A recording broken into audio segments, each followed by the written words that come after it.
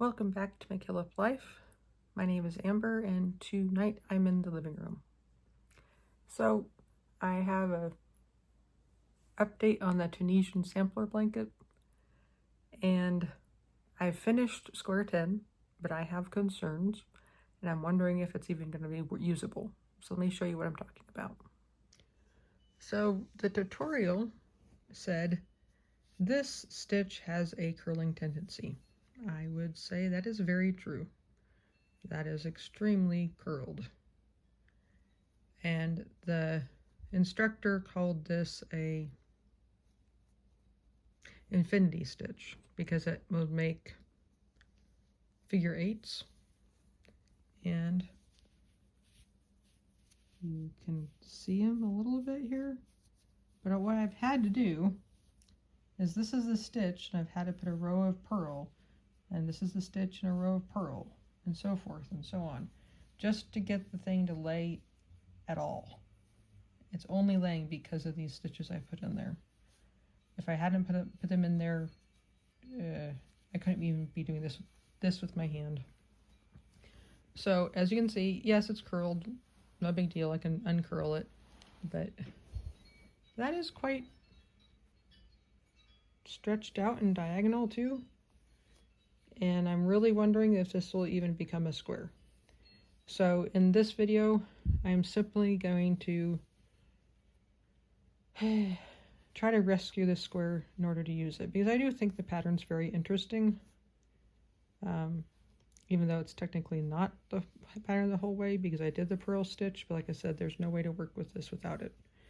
So what I'm going to do is go ahead and block this, and I'll show you how I do that, and then come back when it's dry and we'll see what kind of results I get. So to block a square, I have a foam pad. I have a plethora of pins, and these are, I believe they're called T pins because they are in the shape of a T, the flat tops and so forth. And then I have my square in question, a bottle of water, and my measuring tape. So what I do is I go ahead and pin a couple of corners down, and with blocking you don't want to completely stretch the fabric because it'll just spring back to its original shape anyways, but you can gently tell it what to do. So this is 8 inches ish. So then I want, the nice thing about this foam pad is it has a kind of a grid. I don't think it's intentional, but it has a grid on it, and so I can kind of line it up to align and pin it, and this sure looks a lot longer than 8 inches. This is, actually not that much longer, 8 3/4 or so. And then, wow, this poor fabric.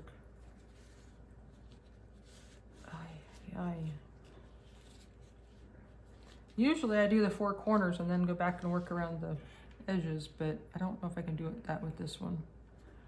So I'm going to go ahead and work on the edges.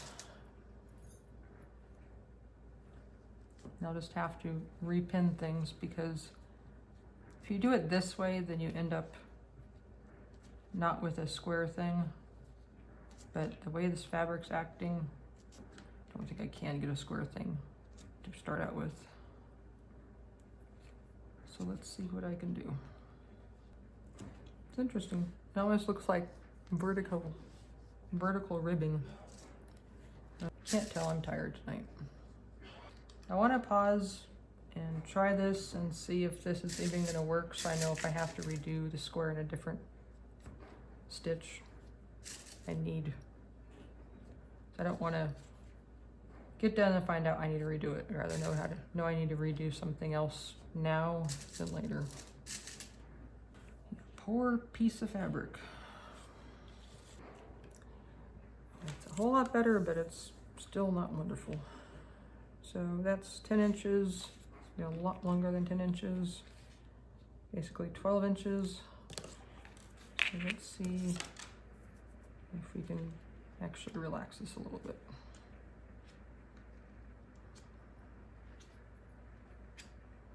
This is why I'd rather start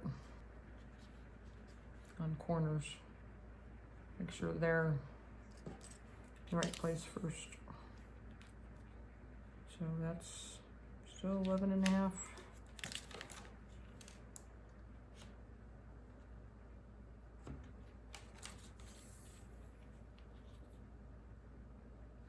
So 11. Question is, can this stretch a whole inch?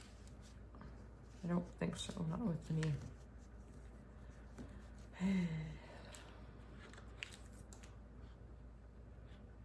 So I really want to do is the 4 corners and then the middles and then fill in the edges. If I can do that. Okay. 10 3/4. And that's 10 and a half. I think I'm going to call that okay.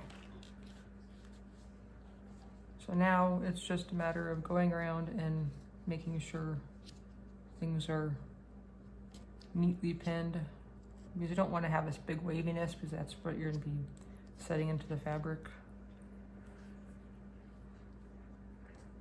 And I don't know if this is too much of stretching fabric to actually work in the end. We'll find out.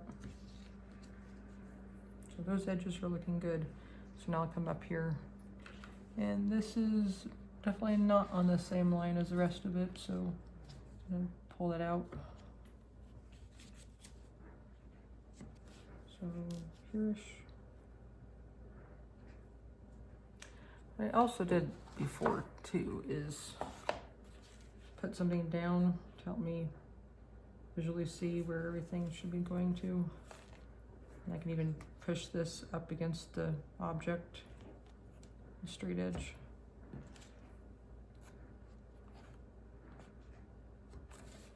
Helps to grab the right side of the pin. Wow, that looks a whole lot better than it did in the beginning. The real question is if it's going to hold its shape after I unpin it. If that can be what I end up working with, then I would be happy.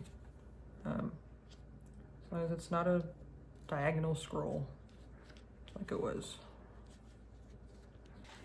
Definitely doesn't look like a square, it looks more like a rectangle, but I'm getting all kinds of results from all these squares, so definitely have to find a forgiving way of assembling the blanket. You can forgive lots of shapes. If you have any suggestions about how to join up this sampler blanket in the end, please let me know below in the comments. I have a bunch of other YouTube people who've done sampler blankets like this queued up to watch when I get around to wondering about how to join things. So I'll be collating ideas from there. And this one is definitely diagonal, but I don't know that I can stretch that a whole lot more, so I'm gonna actually move this up.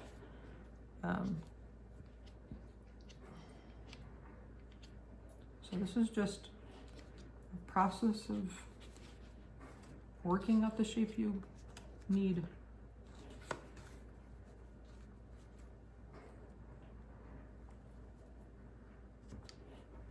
Kind of silly to pin this since it's not under tension, but we'll see.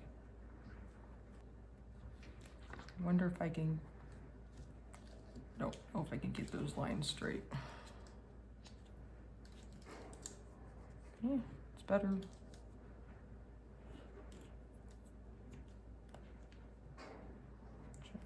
Up or down with this one?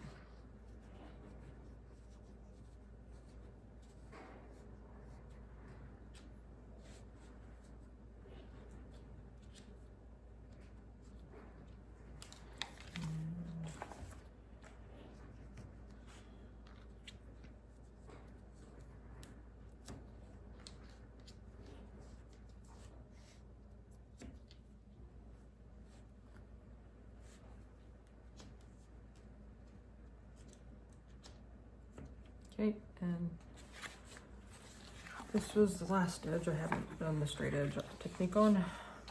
I think it's pretty good. Just need to pull some of it out a little bit.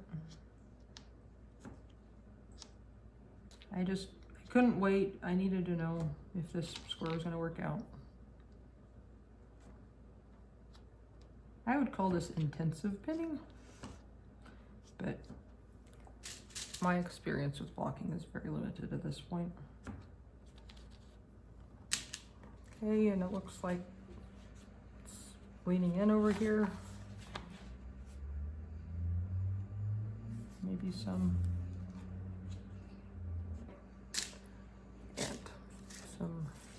final checking. Where did we end up? 11 and basically 11. How awesome. Okay, so the last step, well, last step would be unpinning it and seeing how it looks, but I think that's darn better than it was, is to spray it down with water, and that relaxes the yarn and the fibers, and then when it dries, it'll hopefully dry in this shape. So let's move over here. Just sit down. The nice thing with this one is that the color changes when it's wet, so it's easier to see.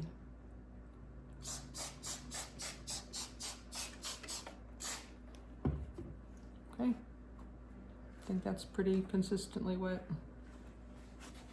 You know, washcloth. Just dry off the edges because I don't want the wet on the desk when I put it on. And this will literally just sit over here, out of the way, until it's dry. And then I will unpin it and see what happens. So this is the next day and the fabric is dry. So it's time to take the pins out and see if we go back to triangle shaped scrolls. So let's see.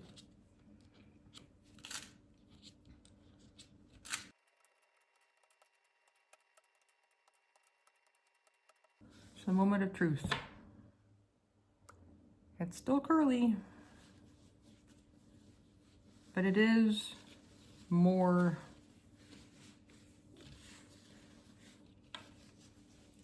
rectangle shape. I can imagine working with that. Just like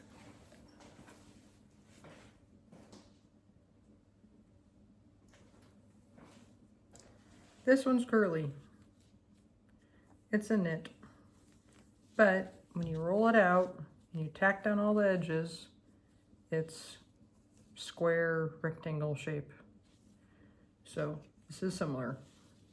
So I have to have faith that when I start stitching edges together, that it'll stabilize it into the right shape. Maybe when I'm putting this one in, put it next to a very square, very flat square, not more twisted ones. But I do think this is usable. So that gives me peace of mind to move forward and not have to recreate square number 10. So thank you for joining me in this pause in the rhythm of making the blanket to verify if this is usable. I do think it is usable. I'm glad I did take this time to do this. So thank you for joining me today. I hope I was able to keep you company, and I hope you have a really good day. Consider liking and subscribing. This is a new channel. Bye-bye.